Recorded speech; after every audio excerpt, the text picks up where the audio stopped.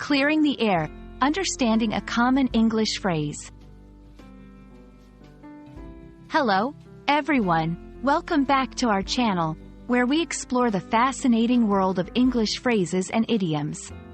Today, we're going to delve into a very interesting phrase, clear the air. Have you ever heard someone say this and wondered what it really means? Well, you're in the right place to find out. Let's start by understanding the phrase itself. Clear the air is an idiom used to describe the act of removing tension or misunderstanding in a situation. Think of it like opening a window to let fresh air in. It's all about getting rid of something unpleasant. This phrase is often used when there's been a disagreement or a misunderstanding, and people want to resolve it. The origins of clear the air are quite literal. Historically, it referred to improving air quality, especially after a storm. Over time, it started being used metaphorically to describe improving a tense or uncomfortable social atmosphere.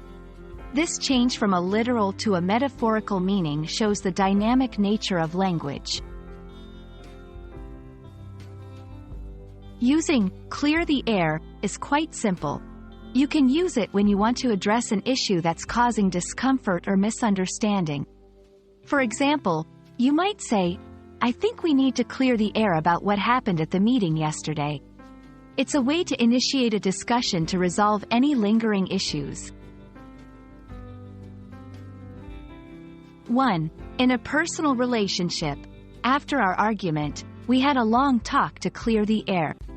2. In a professional setting, the manager called a meeting to clear the air regarding the recent policy changes. 3. In a public apology, the celebrity took to social media to clear the air about the rumors. And that's a wrap on Clear the Air. We hope this video has helped you understand and feel more confident using this phrase in your conversations. English is full of interesting idioms like this, and they can really add color to your language skills. Remember, clearing the air is all about resolving misunderstandings and moving forward. Until next time, keep practicing and stay curious.